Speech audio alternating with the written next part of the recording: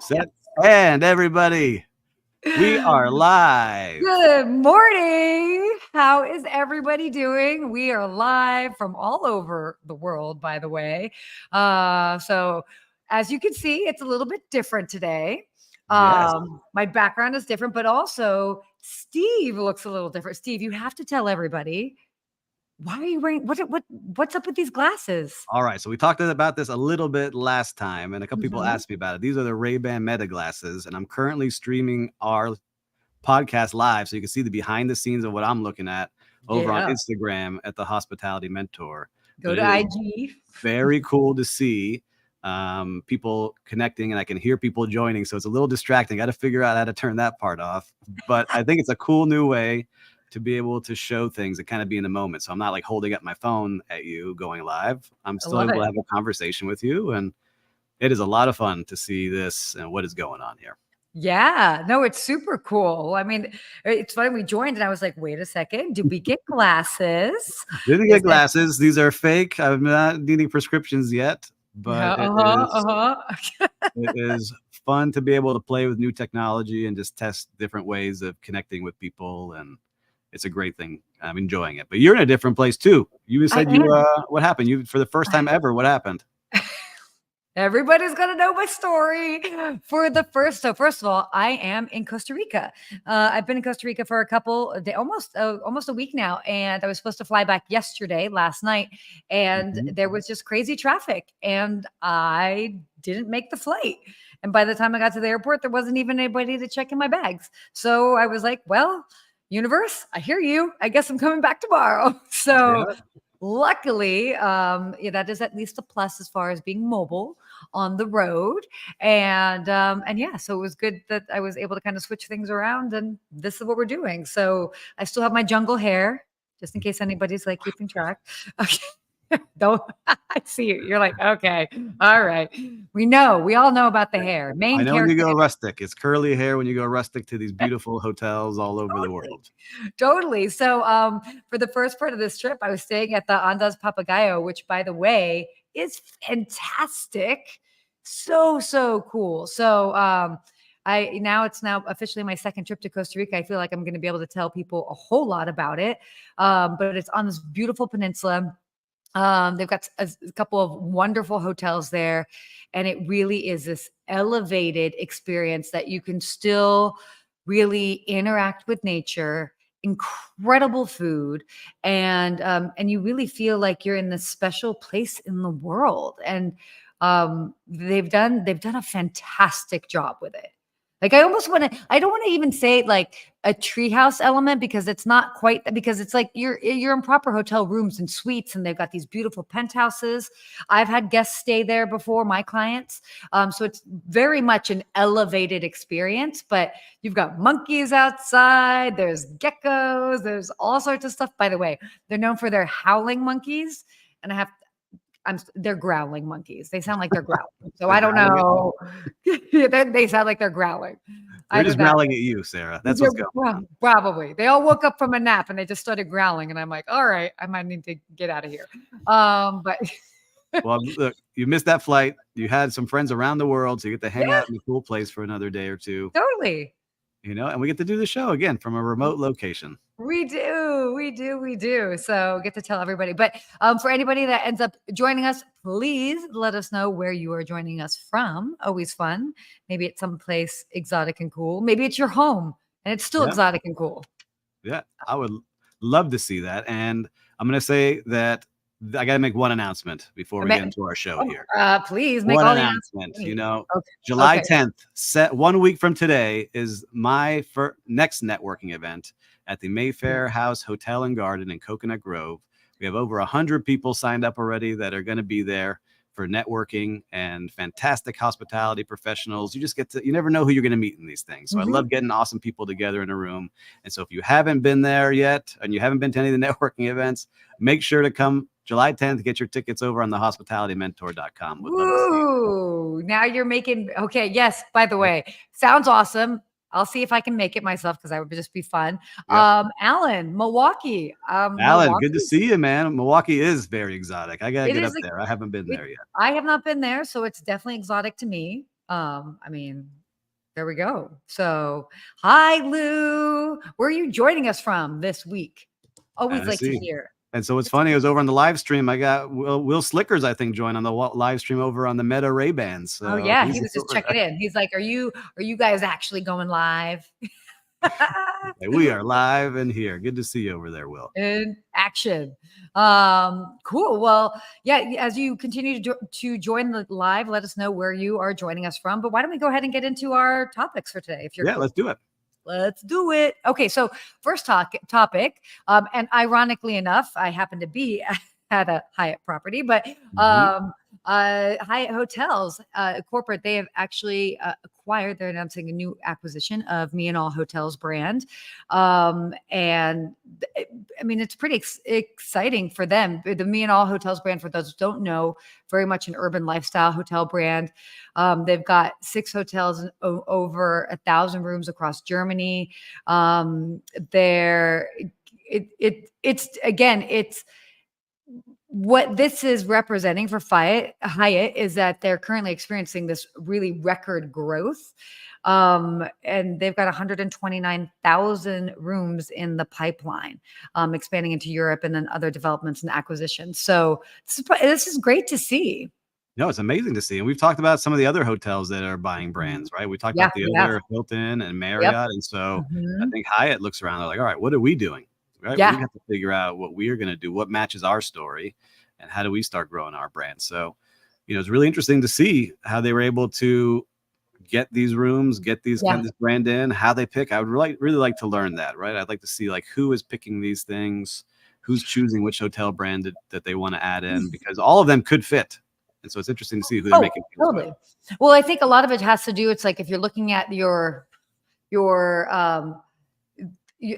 the pie of guests and your offerings, and like, okay, Mhm, what type of clientele do we have, and what type of clientele could we maybe have more of, that mhm. combined with what type of properties seem to be, we can make the highest revenue and all of that. So all of these factors go into play. Also, market. Where do we want to specifically expand? Do we want to specifically expand in North America? Do we want to specifically expand in Europe, Mhm. Central America, South, whatever it is? So all of that obviously plays very much into it.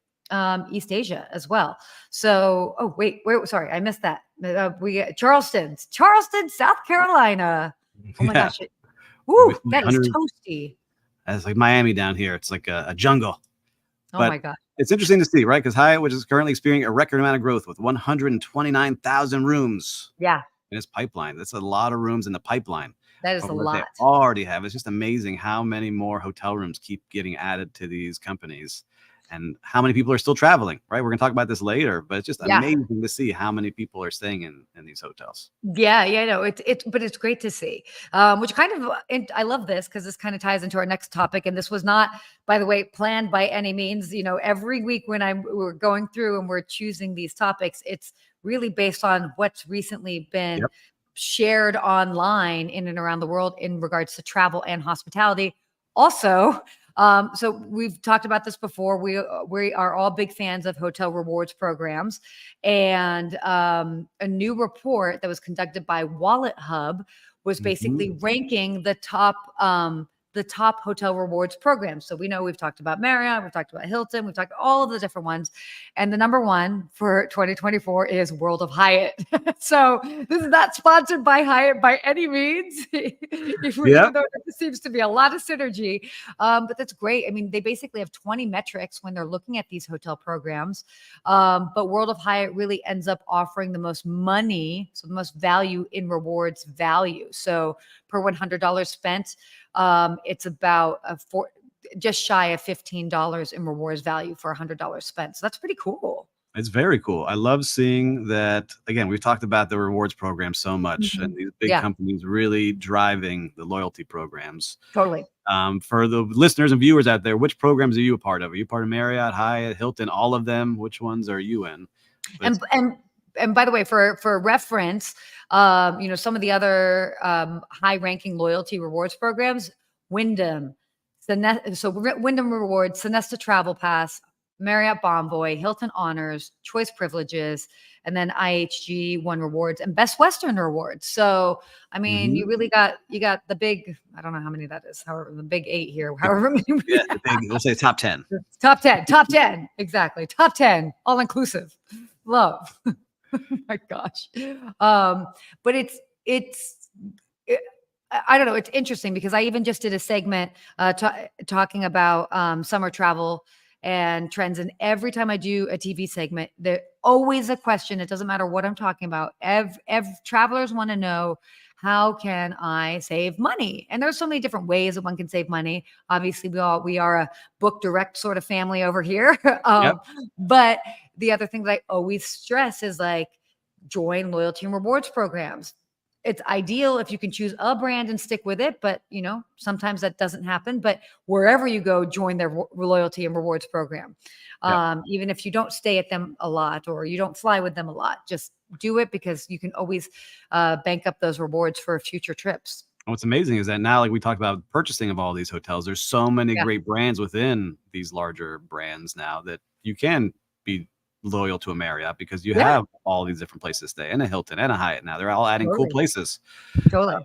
And Intercontinental, they're making a big push too. I was reading about them. They're adding more and more hotels as well, and their loyalty program is very good. They're trying to really push that and get people to join and get back Yeah. on the scene as being a premier company. Well, it's great. And again, so Alan just asked, is it price or value when booking? Wait, I think it's a mix of both. I like Alan when I see the value. Like, what am I going to get when I pay same, this $500 a night for this property, right? Or same. $600? Because like when I went to Universal Studios, we talked about this last week. Yeah. I switched hotels to go over to the Portofino Bay Hotel because they gave me, I have it on my desk, these passes that gave me all inclusive rides, right? So it was worth not waiting in line at Universal and staying at that hotel. That was like a $1,000 value that I would have had to have paid. So I look at value versus price. Yeah, I think most people. Well, it depends. I think people If you're on a start with budget, if you're on a yeah, budget, I get it. Like I stayed at the Value Resort too because I was on a budget those first 2 days sure, of and had a course. great time. So yeah, I think price kind of gets you in the ballpark, and then so price is what you use to get you in the ballpark, and then value is the determining factor of why you choose A versus B. Hey, did you feel good about spending your money? Did you feel Yeah, like, all right, I don't feel like I was ripped off spending that. I felt like it ex- got way more than totally, I should have for what I paid for. And when I feel totally. that, that's when I'm always going back to those places. Agree completely. Agree completely. So great question, Alan, by the way. That's awesome. And I love Preston is driving. Oh my gosh. Yeah. Preston, I just watched the video on these self-driving Teslas. Did you have the self-driving package, Sarah? Like where it drives itself? Yes, I have been self-driven in my car. So cool. It's Which scary. is I feel like it's scary. it was a little it was a little, I also tried it for the first time on Sunset Boulevard and had it make a left-hand turn across traffic. So, I went all in. I was Sidetrack. Tangent alert. Tangent. We're going off on a tangent here. we are going on a tangent. Anyway. So, We'll talk Alan, about follow-up this. question from Alan. Loyalty programs create the value?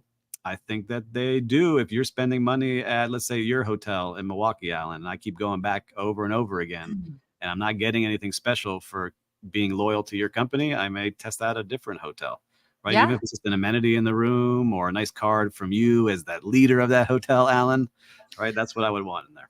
Well, I think also with the loyalty programs, the idea that you're like earning points or rewards for future trips, that Yeah. creates value. And especially when you're like, oh, I know I'm going to be able to, like, with X number of stays or X number of dollar spends or whatever it is, I'm going to be able to use this to like get a trip for free, like that's definitely value. So Yeah. And I would say like even like the smaller hotels, and maybe you're not part of a bigger brand, and yes, this costs money. There's certain things on your properties that don't mhm, cost all that much money, right? Like my favorite things to give away at resorts are cabanas or poolside beds or yeah, a bottle of Prosecco that we know costs us $9 but sells on the menu for 48, right? yeah. There's things that we can give away that aren't going to crush us when we're doing some of these loyalty programs.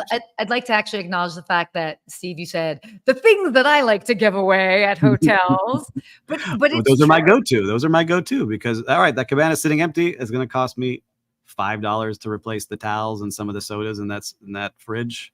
But for that person that was going to pay $500 for that cabana, it's like life-changing for them. right? Completely. No, you bring up such a valid point because I've talked about this before as far as even just giving that sense of empowerment to your employees. Like, let's say you've got your front desk agents, let them know the parameters in which they can play in of the things they can give away, whether Mhm. it is a complimentary welcome drink, whether it's they hear guests are coming in and they find out last minute that they're there for an anniversary. Let them know that they can make the executive decision to send a bottle of champagne to the room, whatever that is. It's simple. And doing that obviously pays dividends in regards to your guests because they Yep. feel so special. Your employees feel empowered and they feel like they're Yeah. taking a sense of ownership, not only in the interaction, but their sense of ownership in the property. And so that's really a win-win. I mean, really, I've seen that doesn't happen at every property, but any property I've worked at, it's made such a difference. Yeah, I love it. And so if you're out there listening, make sure to do that with your team because that's how you create Yeah. that true value and loyalty. Totally. Uh, Totally. yeah, I Oh, had to take off the glasses, guys. I'm sorry. I that was got too the no distracting. screen stream.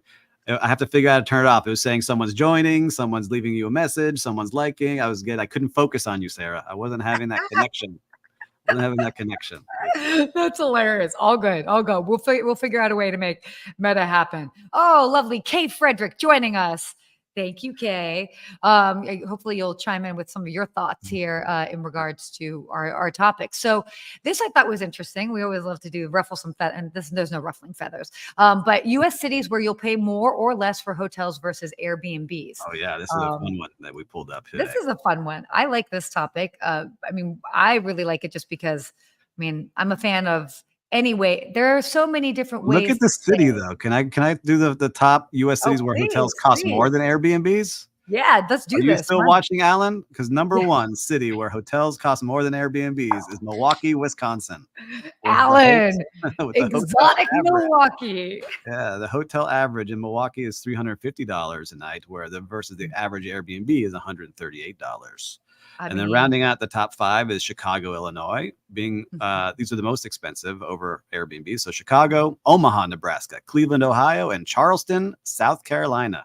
So those Ooh, are the top five cities where hotels cost more than Airbnbs. oh, there you go. Lou even coming to us live from Charleston. So this was fun. Oh, Yes.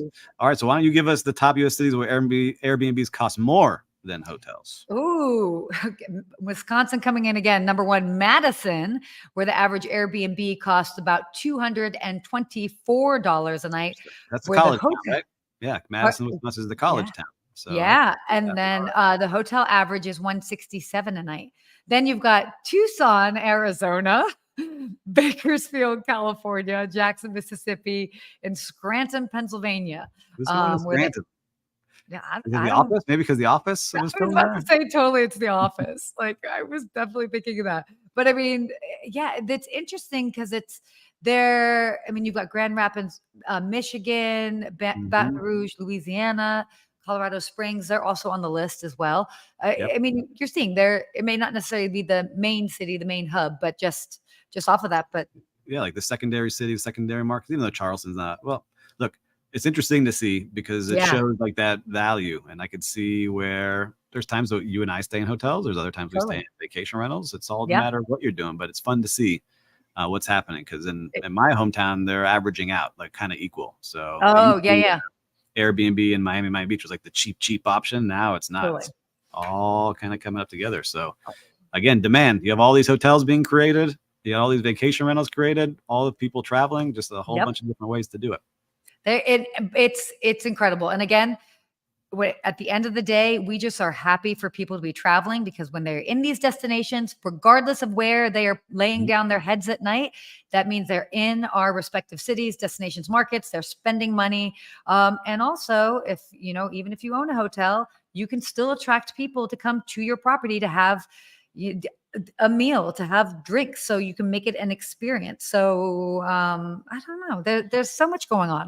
Yeah. I like seeing this. Well, for the viewers out there, which do you prefer when you travel? Is it Airbnb? Is it hotel? Do you look at both, or is you not even looking at one or the other? I'm curious to see. Let us know when you're watching this. Yeah, let us know. All right, let's go ahead, switch gears, talk about travel.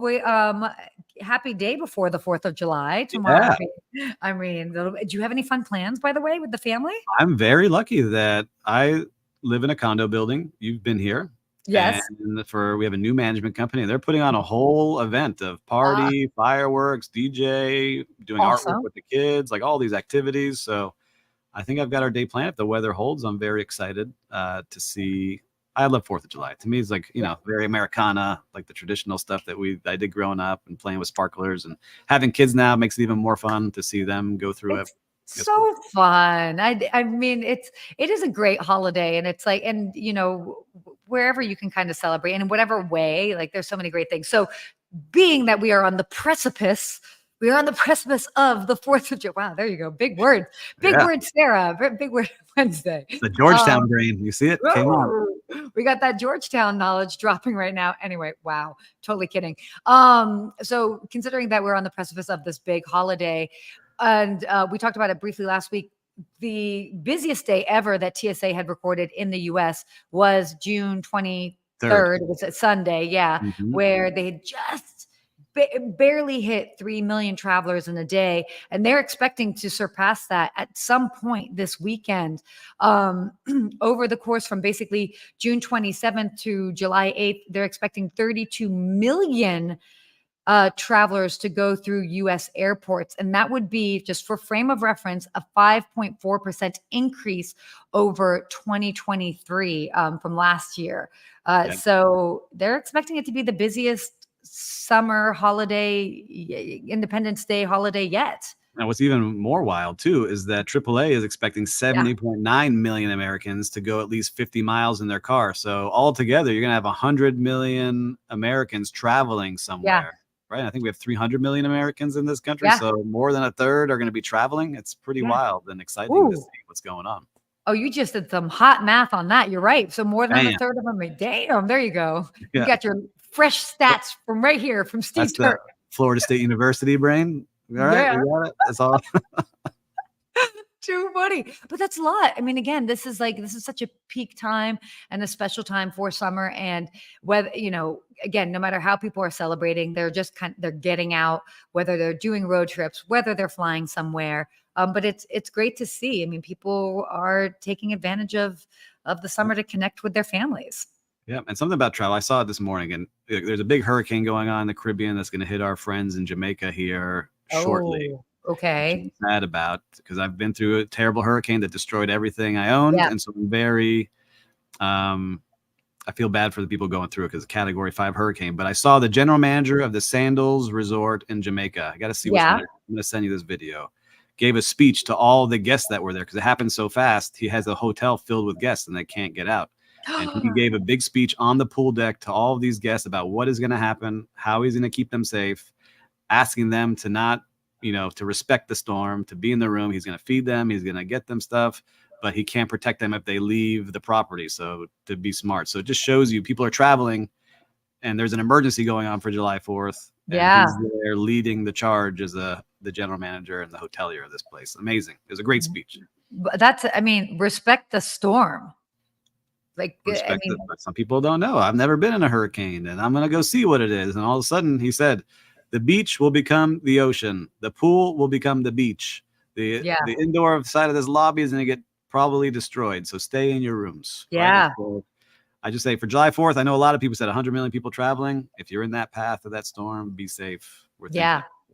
Okay, completely. Wow, that's great. Well, I mean, kudos to that general manager for really addressing it spot on, because there's nothing, I mean, you don't want to have guests that are worried, and especially if you're able to, provide any sort of assistance, you want to make sure that people are doing the smart things. So Yeah, good so for there's a him. little bit of a side note here because I've been through it where I've been Miami Beach and I've had Mhm. to be that person, like telling people, guys, I need you to get into the hotel. There's Yeah. a giant storm coming. Like, what storm? What are you talking Yeah. about? Because they're on vacation. They haven't looked at the news. Like, there's a big storm coming. I need to clear the pool deck. Oh, I want a refund. I was like, guys, just get in the hotel. We'll talk about it. Yeah, we'll talk about refunds later. We just want to make sure like you stay safe. Yeah, just get in here. Be Yeah. alive to get your refund. Okay? Get in here. Oh my gosh. Moving on to Europe.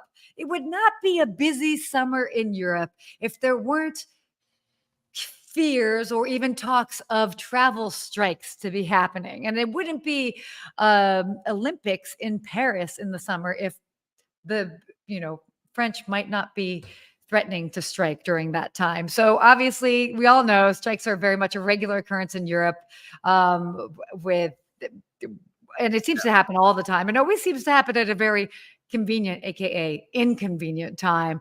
But it's interesting. There are a couple of strikes planning that might be happening this summer. So if you are still planning to travel to Europe, whether it is to Italy, France, Ireland, even, we're seeing lots of different strikes that they're talking about. In Italy, airport workers are planning a nationwide walkout in the beginning part of July. Ireland pilots are continuing their indefinite strike. So that's happening in Ireland. What else is going on here? Sorry. Yeah, I mean, they're saying they're going to cancel about 400 flights just on those, right? It's just nuts to see that, this is happening. But there's also just a big election in France that threw off a lot of stuff. So there's a lot of big turmoil going on in the streets of Paris and all over the country right now, too. So you have that political unrest plus the people trying to strike. It's just going to be an interesting time. But hopefully everyone pulls it together, because the Olympics really is a special time for all of those athletes and families that have worked so hard to get there. I'm really hoping that it goes well. Sure. I know. Exactly. So yeah, let us know. Have you ever been, have you in ever a strike? Have you ever been in a strike? No. Have you ever had your travel disrupted because of a strike? That was my question. I'm not asking people, have you been in a strike? Anyway. Who's on the picket lines out there? Ooh, anyway, nope, not a conversation for today. So, did you ever work in a union hotel, though? Did you ever work in a union hotel in the union? I have never worked in a union hotel. Yeah, neither have I. I know that was because in Miami, there's not many. There's like 2 hotels that have it. So I was always curious about other big cities that have a lot of unions. Definitely. It's very popular in New York. Chicago, New York. Yeah, like Chicago. It was kind of like not as many properties in Los Angeles. A couple more have joined in recent years, but it's still not all properties in Los Angeles. So,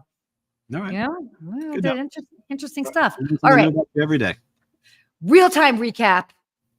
Talk to us, Steve. What have you seen out there in the Wild West of hospitality? In the Wild West of hospitality. Well, what I have seen, let me give this is, I didn't prepare for this one today, but I'm working on a new project. I can't say it's a major hotel. Okay. Everybody's got to sign an NDA for listening. Yep. It's under construction, but they are creating some amazing guest experiences that also help build the community experience too. So they want locals to be a part of this hotel, not just for travelers that are going to do it. They're creating specific events to get locals to interact with guests so that they can get a real taste of what's going on in the city. And so I'm a part of that and helping build those events and activations and spaces with our company, Turk Hospitality. And so if you need any of that, you let us know. But I'm very excited because it's something really unique. I haven't seen this anywhere. And I go to a lot of hotels and you go to a lot of places. Oh, yeah, you go to a lot of hotels. It's cool to see that and be a part of it. So I can share more soon, I think. But I had to sign an NDA, so I can't give away. Is it a new property or no? It will be. Cool. Perfect. That's all we need to know. Yeah. I won't ask any more questions. I won't make you feel uncomfortable. Yeah, we'll be. Cool. I'm excited. All right. Well, my real-time recap. I think it's obviously so important and appropriate to talk about the last property I stayed at, the Andaz Peninsula Papagayo right here. How was it? Fantastic. Really fantastic. One of the reasons why I was brought into it, I happen to have clients of mine that stayed there earlier this year, and they so graciously invited me to come down and experience it firsthand. And at that point, when I said yes, I had not been to Costa Rica yet. But then, I had done like a little bit of research. I was like, oh, this will be really unique because this is definitely a part of the country where there are a lot of fantastic hotels. And so I wanted to at least come and experience it because I know that there's a lot. 2024, Costa Rica was named Destination of the Year. So, I want to go so bad. You would love it. By the way, this property is fantastic for if you're traveling with family and kids. So many great activities for them, for the whole family. So many options, and culinary options as well on site. Like it really is fantastic and special, and it just is. It's that what I like. It's the type of hotel experience that I like, where it's this sort of like comfortable luxury. So it's not necessarily rigid or stuffy, but it's definitely an elevated experience. But you really get to experience the destination that you're in, and there's so much culture and flavors and people, and so highly recommend it. Definitely put it on your radar. If anybody has questions, DM me. But they really knocked it out of the park, and I would come back again in a heartbeat for sure. So All right, you're gonna have to book it for me. I have to set this up. oh, I'm gonna have to book it for you. I'll make that happen. I'll make that happen. Cool. Well, we do have our hospitality quote here. Are Yep. you able to add it, or would you like me to add it in the comment section? Why don't you add it in the comment section? I'll read it as you're adding it. How about that? Perfect. All Done. right. The most important thing you can do is make the distinction between customer service and guest hospitality. You need Ooh. both things to thrive, but they are completely different. And that is from Danny Mayer. Yeah. You know, Good old Danny Meyer talking about, Meyer. Yep. yeah, no, I love that. It's the difference between, because we've talked about this, like the difference between customer service and guest hospitality. I mean, you're taking it really to the next. By the way, Stephen Sinclair, Bounty, if you guys are looking for solutions regarding your lost and found, got to reach out to Stephen Sinclair. Wow, I just gave you a whole plug, Stephen. That's Yes, all I'm and going it's to worth say. checking out. I got to meet with Steven. He showed me a lot of cool things on it. Super cool. Super cool. The next frontier in lost and found. Anyway, but the difference between customer service and guests, I mean, again, it's a feeling. That's what the difference is. It's how you're making people feel. So yeah, there you go.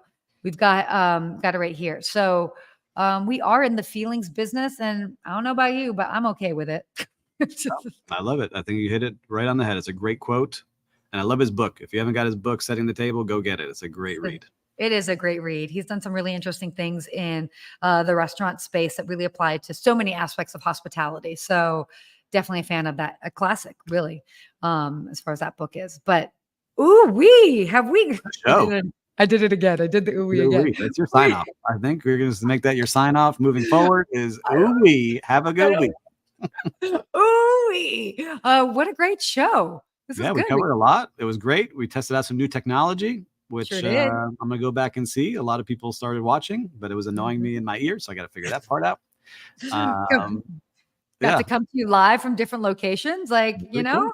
Keeping it fresh every week. Well, we'll bring some more information to you next week. If you haven't yet, make sure to subscribe, like, send this to somebody if you think they can learn something from this episode. Totally. And we'll see you next week. See you then. Bye.